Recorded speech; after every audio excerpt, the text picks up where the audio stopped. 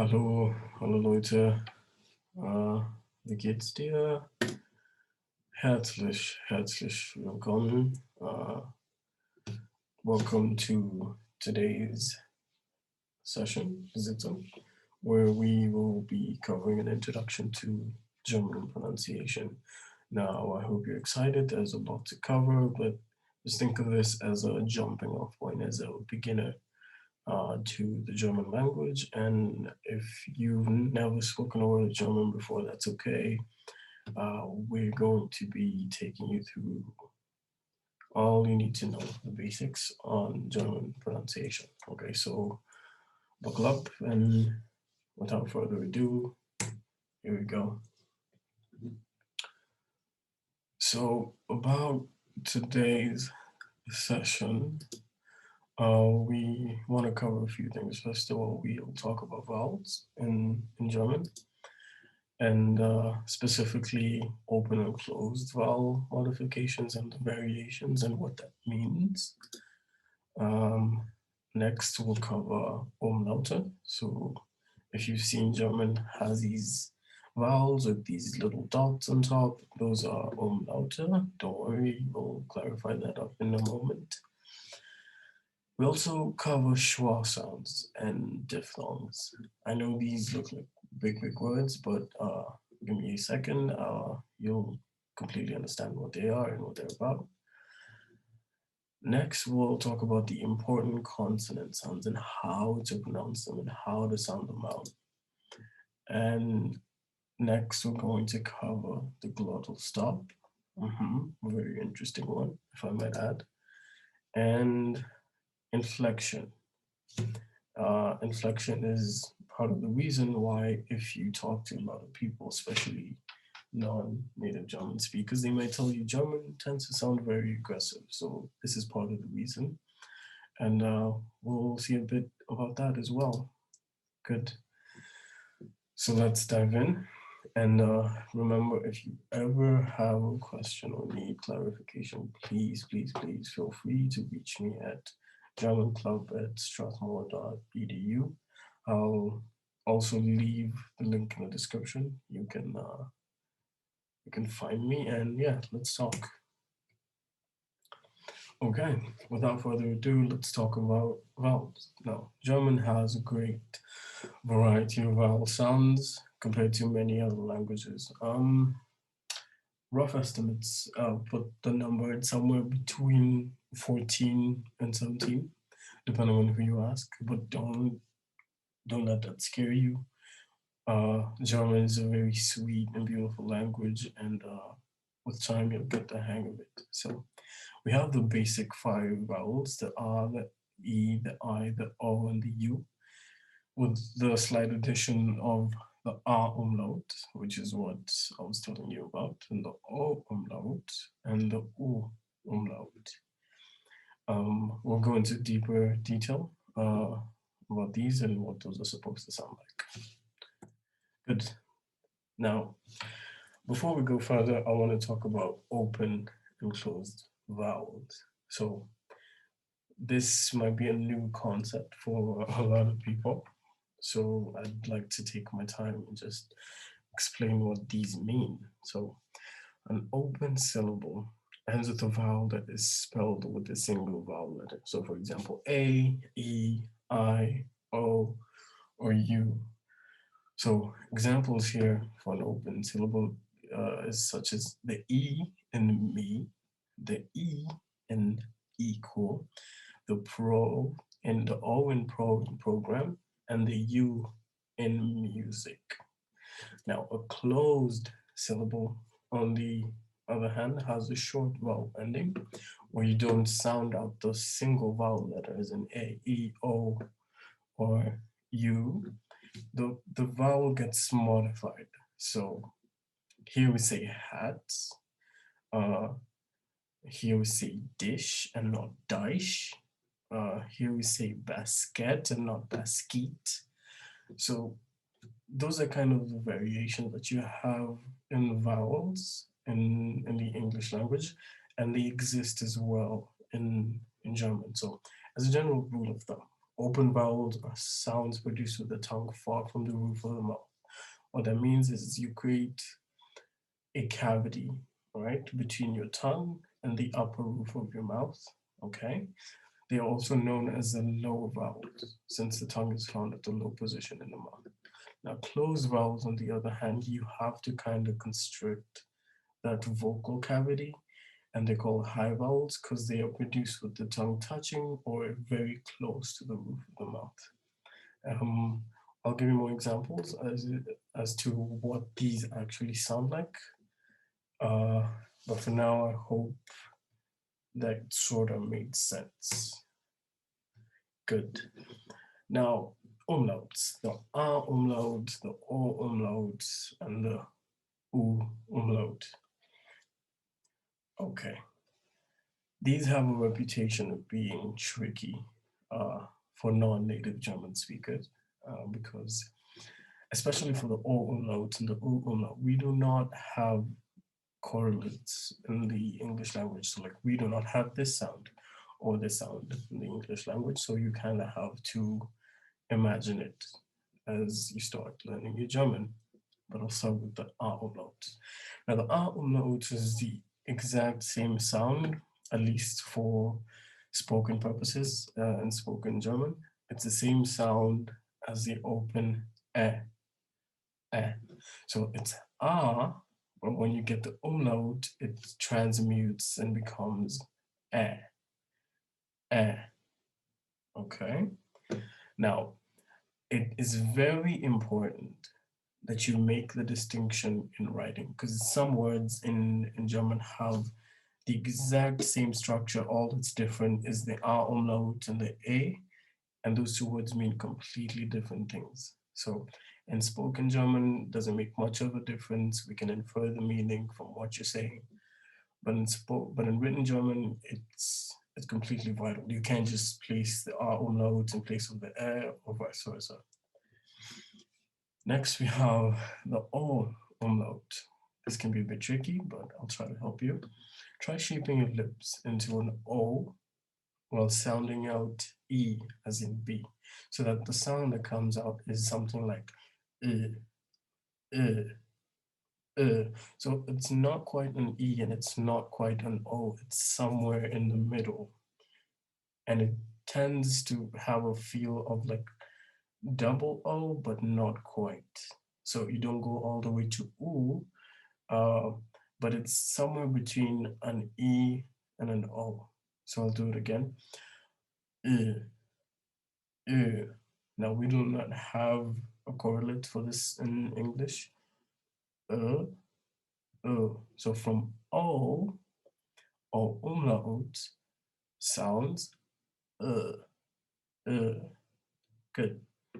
Another tricky one. The O umlaut. Now you can try making this sound chew, chew, chew, and hold your tongue and lips in that exact position. Don't move them. Good. Now, with your tongue in that exact position, touching the roof of your mouth, try to make an oo sound, but like elongated and stressed. So, e, e.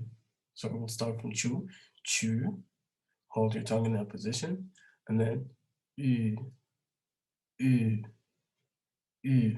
Now you stress the oo. Now, some people try to help others understand this sound by saying it's almost like an I and a U smushed together to form one sound. So that it's E, E.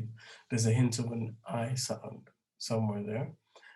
But try this method. Just make the chew, okay? I have a sense that it will be more intuitive. Just make the chew sound and then hold your tongue in that exact position and then try to make a sound. Good. Um, let's see some examples.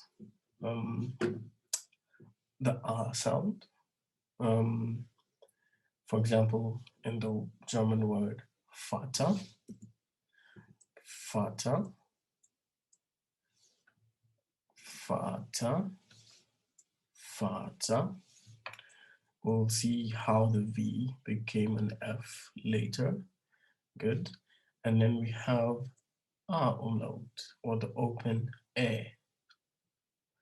Like I said, for spoken purposes, these are the exact same sound, but in writing, you have to make the distinction. So, bet, bet, oder Träne, Träne, oder means or. So, bet, which means bed, and Träne, Träne. So, an English correlate would be the E in bed or the E in better. Cool. Now we have a closed E. This is where we start to see the differences that I was talking about, the open and closed vowels. German makes this distinction very, very important, but we do not have as much of the same emphasis in the English language. So, for example, an open E is bet, a closed E is leben, leben. So if I were to use the closed E on the word bet, that would sound like bit, bit. But in an open E, that is bet, bet, bit, bet. I hope you can hear the difference. So it's a very subtle, but it's there, and it makes all the difference when you say it. So close E, leben, leben, which means life. Good. The open I is the E sound. So bitte, bitte, bitte, which means please. And the closed I is Liebe, Liebe. Like I said before, what happens is when you have a closed modification of a vowel, you make sure that you're closing the vocal cavity between your tongue and your upper roof of your mouth. Okay, it makes all the difference. I think this is a quaint example of the difference between an open E sound and a closed E sound. Um, in English, we don't say eat, we say it, it. But then the same sound can be seen in C, okay, the double E. It's virtually the same sound, but it's just different variations of it. So it is the open correlate of the sound E. E is the closed correlate of the sound E. I hope that makes sense. Don't worry about that. You'll get the hang of it as we go on. We have more examples of vowels. Now, remember what we said? Open, vocal cavity is completely open. Closed, the vocal cavity is closed. Good. So, got, got, for example, the O in cough, cough. Take note of how much space you create in your mouth when you say cough. That's the open cavity I'm talking about. And then the closed O is rose, rose, rose. I couldn't find an exact English correlate, so you might have to forgive me when we don't have the exact comparisons, but I hope we'll be fine. We're going to be fine. The open U, Mutter, Mutter, mother. And then the close U, Ruhe, Ruhe, Ruhe. Interesting pronunciation. Where did the H go? Don't worry about that. We'll cover what happened to the H in some later section of this video. Now, the open O umlaut. This is interesting for non-native speakers. Not only do you have a completely new sound that you've never encountered before, but it now also has a closed and open variation. So, for example, remember how we said you make the O, okay, with your lips, but you tried to sound out an E. And you can see from the IPA symbol right here. I'm sorry for holding out on what this means. IPA stands for the International Phonetic Alphabet. It's basically this compilation of all the possible sounds that the human mouth can make that we know so far. That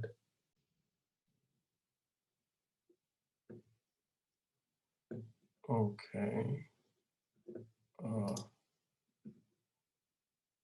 good. Uh, I hope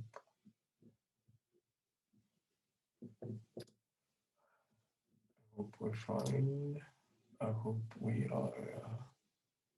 I hope we're doing fine. Give me one moment. Uh-huh. Good.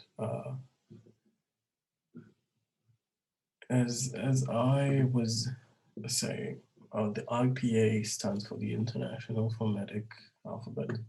It's basically a system that tries to catalog all the possible sounds uh, that the human mouth can make in some form of Latin script.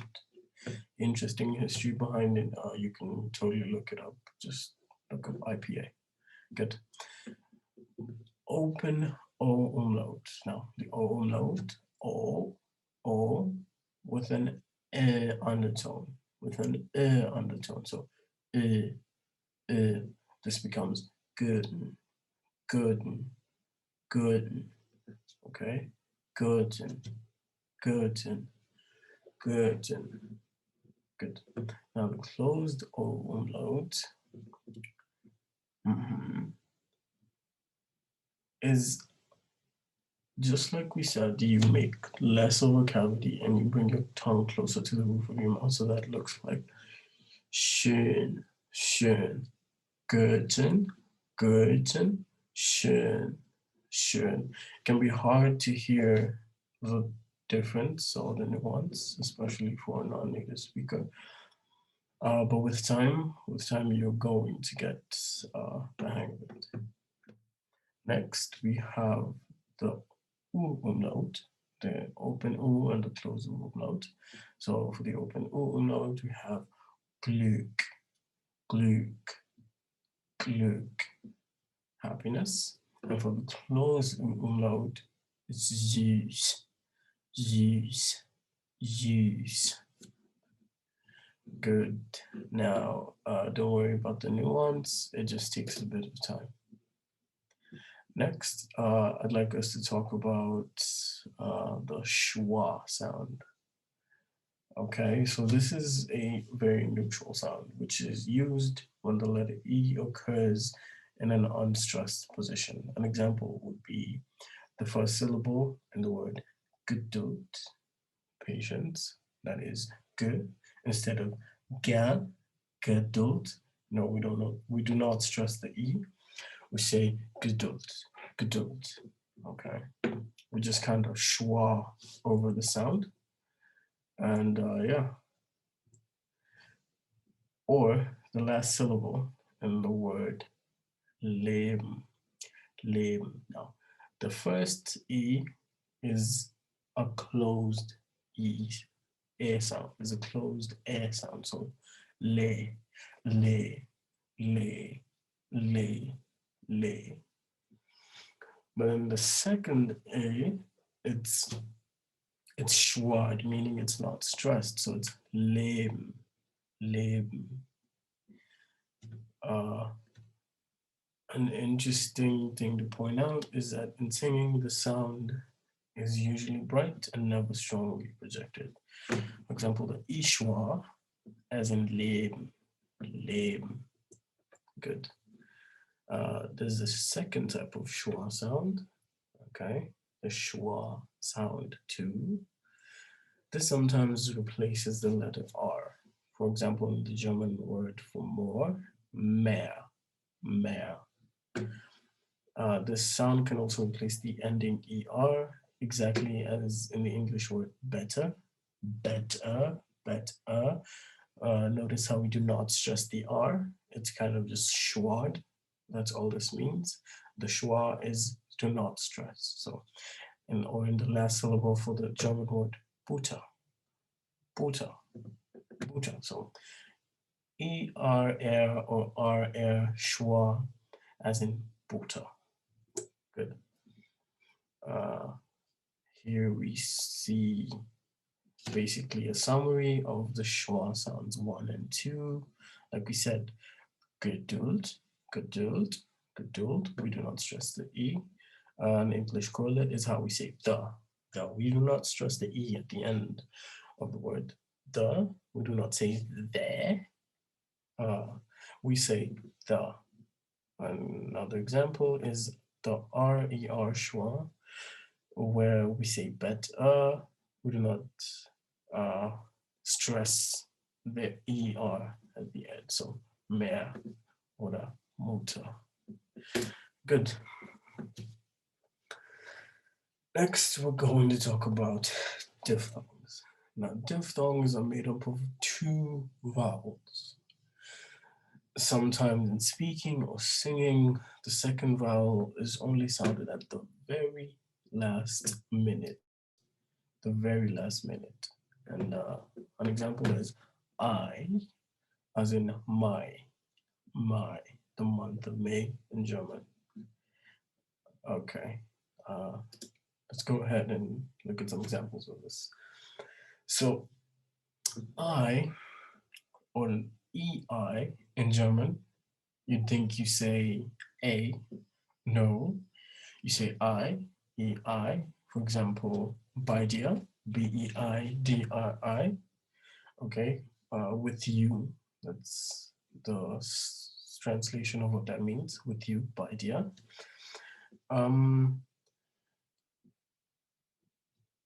How we say that, for example, if we were to look for an English correlate, is the Y in try. So try, try, try, my. Good. AU is said ow, ow. In English, this looks like ow in house. So a house, ow. An example of this is Traum, Traum, which is a dream. Now here we have an interesting one. You think EU and umlaut U are said ew, ew, but no. The correct pronunciation of these is oi. Oi can be a bit trippy. First time you encounter this, it's not ew, it's oi. For example, in English, you find this in the word boy.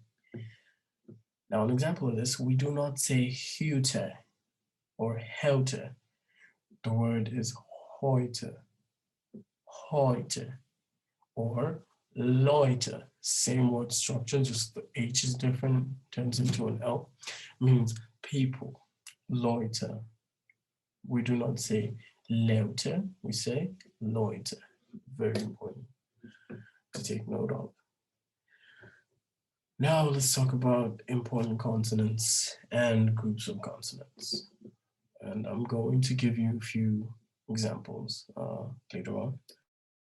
So H, this is always silent after a vowel, and the preceding vowel is always long and closed, as in the word gehen, gehen. Now notice how the E before the H is closed, is a closed variation of an E sound. It's not gan, it's not gan, it's not gan, it's gin, gin. Now you pronounce it long. The H goes silent and the EN is schwad. Remember how we covered Leben? Much of the same thing here. So gin. The first E, long and closed, H is silent, EN schwad. Gehen. Okay, which means to go. Next, we have this sound, the CH1 sound. As in the word ich, ich, ich. Now, it's not quite an SH sound. It's not quite ish. It's not ich bin Lehrer. It's not that. It's ich bin Lehrer, means I am a teacher. So the sound can be difficult. It's produced by touching the edges of your tongue against the upper teeth at the sides of your mouth and the tip of your tongue touching the lower teeth at the front of the mouth. So there's a lot of kind of vocal gymnastics you have to do with your tongue to properly make the sound. Now the sound is made quite high up in the mouth by passing air over the tongue. It's similar to the first part of the English word huge, but stronger and more projected. So if you think about how we say huge in English, take note of your position, your vocal positions as you say the H. It's not quite huge, it's almost like a hissing sound. Huge, huge. Now, the anatomy of your tongue as you say this sound, this sound, ich, ich, is much the same way, but stronger and more projected. So you have to take care of that. And it almost sounds like an SH, but not quite. Almost, but not quite. Good. Now there's a second variation of CH sound. Now CH can also be pronounced in the throat. For example, in the word Nacht. Nacht. It's made by air friction quite low in the throat and is the same sound as the Scottish word loch. So you hear people say the Loch Ness monster. No, uh, the right pronunciation is the Loch Ness monster. For those who are into mythology or have heard this word do rounds. Uh, Next we have CH and S. Now if a CH is followed by an S, it's pronounced as a K, as in the word wachsen, wachsen, wachsen, which means to grow. Don't worry about the changes or the modifications or the evolution of different sets of syllables depending on these different rules. You're going to get the hang of it with time, and as you immerse yourself in the language, you're going to become very familiar with all these nuances about the German language. So for example, S after CH becomes X, or CH can be said as ich or Nacht. Uh, yeah, all of this you'll pick up on it as time goes by. Now, IG is pronounced as ich, as in the word for king. König, König, König. Now, Klish, if the IG is followed by Lish, the G becomes a K, as in the word Königlich, Königlich. Okay, like I said, all this nuance about the different rules and the different structures, you will pick up on them with some further immersion in the German language. So do not worry, do not fret. Okay, let's just quickly review what we've covered up to this point. CH, the first variation is ich, and an English correlate is in the word huge, or sometimes in the word cute, cute. So the position of your tongue and mouth and your teeth, and when you say the C in cute, it's not quite cute, it's not k, it's k, k, a kind of constrained K. So k, cute, and it's much the same sound. Ich. Next we had Nacht, Nacht, that very glottal K, ha ha ha, or glottal H. So it's a correlate sort of that I could find is the Loch. We don't have quite exactly similar syllable structure in English. Then CHS, K followed, CH followed by S becomes KS as in axe. So wachsen, wachsen, to grow. IG, G becomes this sound right here, and König, König, König. G becomes K. Königlich, königlich means kingly. Now, H, like we said, silence between vowels, gehen, to go. J becomes the Y sound, ya, you say ya. And L is always pronounced forward. So we never think about this in English, but there is a distinction. There's two kinds of L. There's the light L that's pronounced towards the tip of your teeth on the upper jaw. And then there's the dark or the heavy L that's pronounced further back in your upper jaw. So it's a difference between love and all, all, all.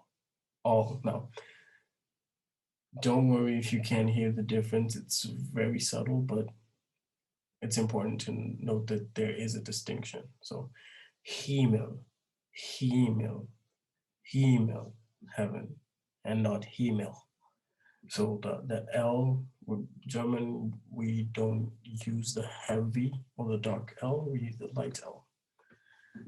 Good, I hope that's clear.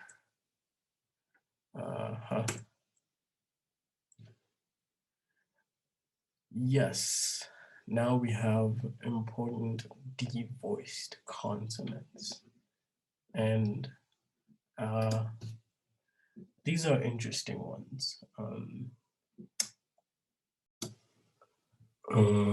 Okay. So next we're going to look at the important devoiced consonants. These are interesting because voiced consonants like B, D, and G become devoiced if at the end of a word or before another consonant. So B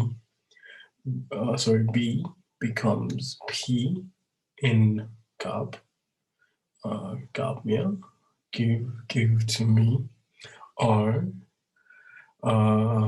see, R is an interesting letter when it becomes devoiced because there's two variations to it. So you have the original, which is quite strongly expressed or stressed in words like revenge. Remind you that if you are not comfortable with the glottal R, the one that's pronounced at the back of your throat, the one that you vibrate and go ha, ha, ha, you are allowed to use ra, ra. This is more towards the frontal part of your vocal cavity, and if you find that easier, hats off to you. Just make sure that you roll it very expressively and strongly to make sure you communicate effectively. Now, the second type of R is where it's just ever so slightly flicked, as in the word quartz, quartz, quartz, quartz. Now, note how we do not say quartz. We do not say kurz, we say kurz. Okay, where the word is the letter R or the sound R is just ever so slightly divorced. But now we have the next case where the sound R is completely, where the R is completely divorced. An example of this is in the word der. Der.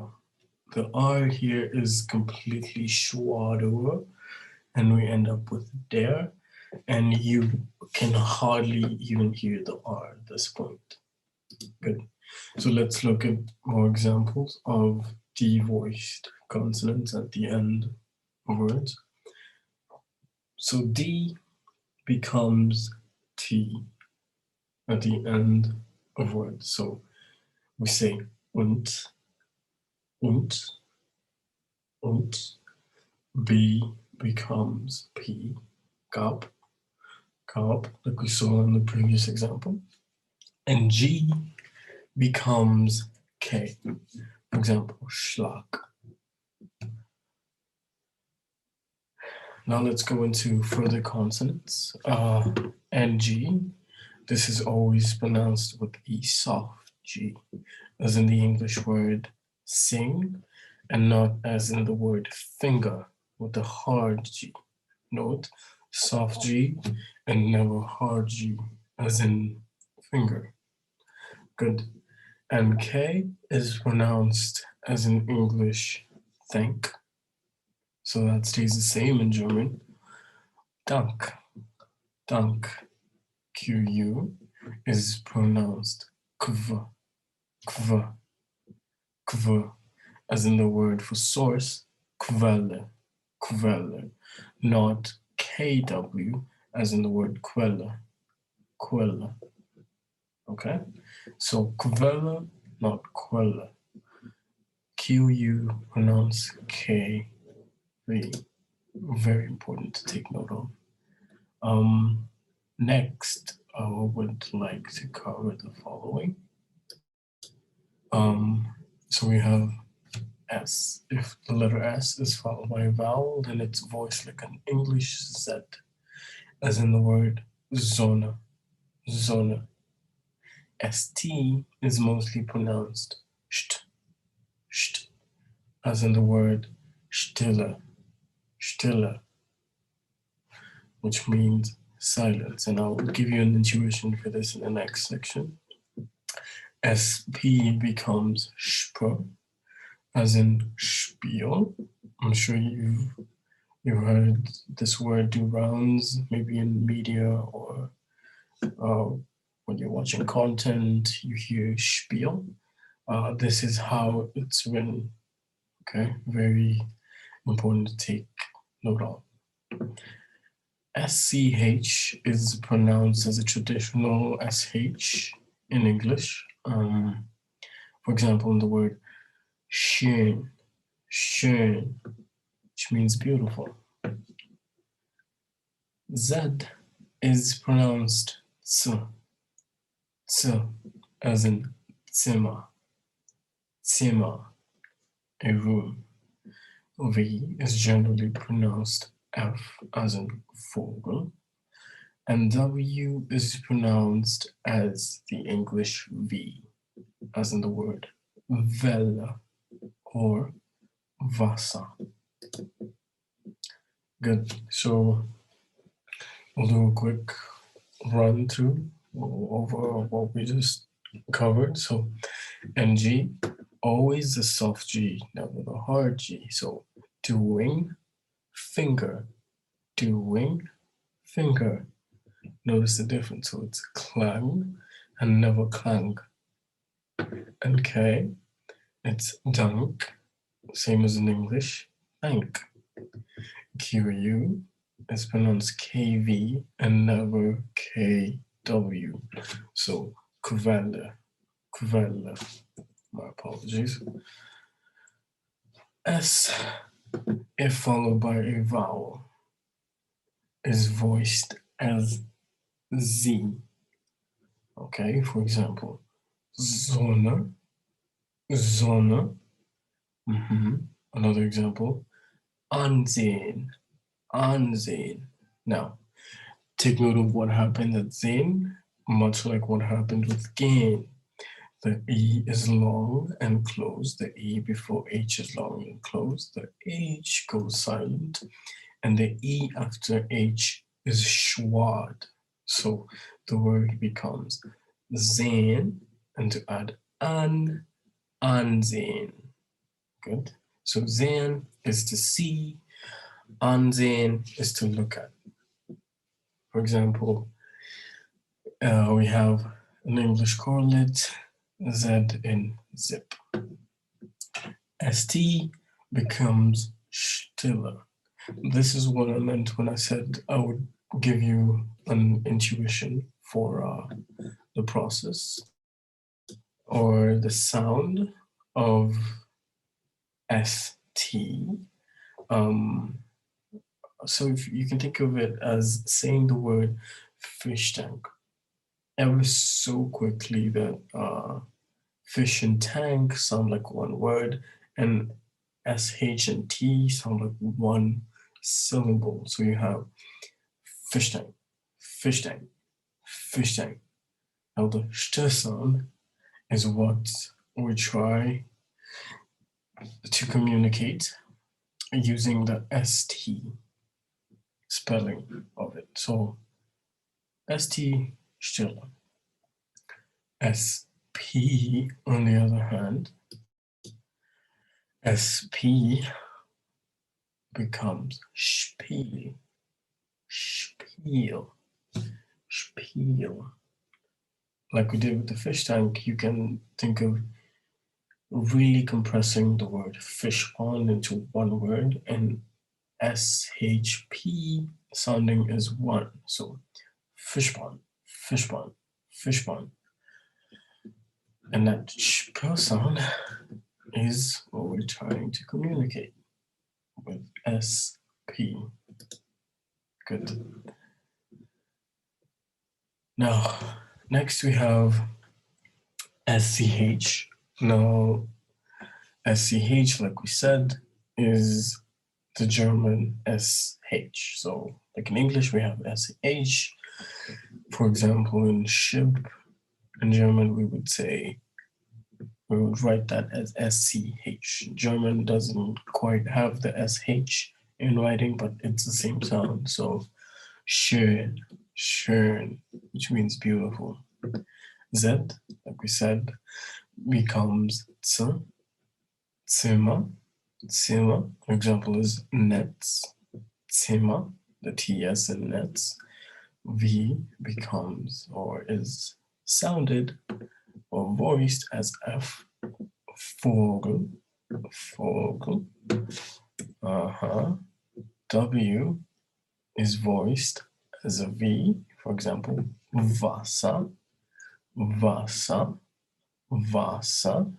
And then there's 3 dimensions for R. So R can be the strong glottal R, a Räuber, a Räuber, Räuber. Okay. Now, like we said, you are allowed to roll your R's at the front of your mouth, Räuber, if you find the glottal R very difficult. And then we have the devoiced R, quartz, quartz, quartz, where it's only ever so slightly flicked with your tongue. Quartz means short. And then there's one that's completely devoiced and replaced with the schwa. So there. Good. Now let's cover the glottal stop. The glottal stop, much like the glottal R and the glottal H that we saw in words like ich, in words like Nacht, and the glottal R that we saw in words like Räuber, we localize our efforts to match the same region in the back of our throats. But what's important now is we use it as a break, we use it as a stop, and we use it in the middle of words, phrases, to create a sense of clarity. We just use it to re-articulate the vowels that we are using in our speech. So an example is the phrase Abend, Abend, Abend. So I'll do it with the glottal stop, Abend. And without the glottal stop, Abend, Abend. With the glottal stop, Abend. Without the glottal stop, Abend. I hope you can hear the difference. With the glottal stop, you can see more of a nuance, where after the it's a falling intonation, but ever so slightly we pick it up real fast and continue from a higher intonation. So it's Abend, Abend. That is the glottal stop. It's very subtle, but it makes a world of difference. Whether you use it or not, it just doesn't sound right if you do not use it. I'll give you a second example of the gentle rearticulation or the glottal stop. So between words, like we saw, this looks like I'm armed. But within a word, this can look like unausgeglichen, unausgeglichen, unausgeglichen. Now, I can do it again without the glottal stop. Unausgeglichen, unausgeglichen, unausgeglichen. Now, with it, unausgeglichen, unausgeglichen. It's very subtle, but it's really, really, really important. Uh, Now we've come to inflection. Like I said at the beginning, if you spoke to a lot of non-native speakers or people who are just starting out or people who are slightly familiar with the German language, you might hear them say that German can be, at least seems, very aggressive when you first hear it. And part of the reason is because there's a lot of inflection in the German language, which contributes to that kind of very roughness or volatility of the language. And this is because German is a very onomatopoeic language. And now what that means is the words that are used to describe ideas or sounds in German are borrowed almost very directly from the sounds themselves or the idea themselves. I could give you an example of this, such as in the word month. Month in German means to munch or chew, whereas in English we say munch, munch to kind of mimic the sound or the idea of chewing. In German, it's month. Okay, you can sort of see how this word was inspired by the actual act itself. So that's what it basically means for a language to be onomatopoeic. Okay, so and these stressed syllables or words often carry the expression of the entire communication. So, in as much as they sound strange or very German, they're very important and they make the language richer. Okay, I'll give you one example of this in the word und komm mit Freuden. So, to properly inflect, you have to stress the komm and the freu in Freuden. So, what that would sound like is und komm mit Freuden. Und komm mit Freuden. Okay? Without the inflection, it sounds a lot like und komm mit Freuden. It's very flat, but the inflection makes it all the more interesting and it aids in communication and makes a world of difference when you communicate. So, und komm mit Freuden. Thank you. Good. Now, I'd like to make a quick note about word for word translations in German. And the syntax or the word order of English sentences differs considerably from German. Now, English syntax, so that you understand what I'm trying to communicate, follows a form of subject, verb, and object. So, for example, John ate all the mangoes. John is subject or clause or phrase. Ate is the verb, and mangoes are the object. My apologies.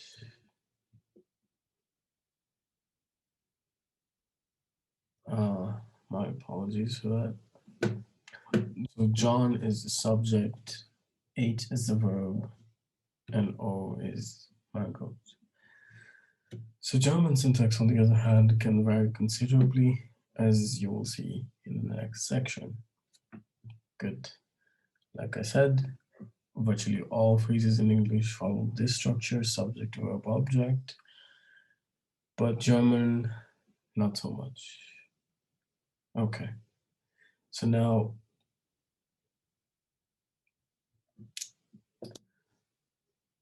it's game time. And what I would like you to do is to try it out. Probiert es mal aus. Well, at least before you use Google Translate to help you out. I'm going to give you a series of sentences or phrases that you can try out yourself and you can test to see how well you can take note of inflections or glottal stops or different aspects of the German pronunciation as as you sound them out, you know. So probiert es mal aus, try it out for yourself, and then awesome. So for example, this is an easy mode. So be patient, enjoy eternal joy. Try these out, see if you can say them right, you know. Give it a go. Next, we have the novice mode, with also another set of phrases. And this is a quaint example of the word to word translation that I was talking about. So, shall over their heads be kind of reminds you of Shakespearean English or Victorian English. We don't speak like this anymore. At least in English, we don't use this kind of syntax. So, today, this phrase in English would sound more like shall be over their heads. Be being the verb of the phrase and their heads being the object. But in German, it's often reversed and it's a perfectly valid statement. Just be careful. Keep that in the back of your mind as you learn German and as you think about translating. It's never a one-to-one relation. Some things shift around, the syntax changes. It's really useful to keep that in mind. Test yourself, hard mode. Again, we see the same kind of phenomenon happen. They gather and know not who it receive will. Sounds very strange to an English speaker. Uh, but yeah, this is a perfectly valid German statement. So just be careful before you directly translate your phrases between German and English directly. Okay, so try these out, say them, look up the different pronunciations of the different words in Google Translate. If you have to talk to a friend who speaks German, they can help you out.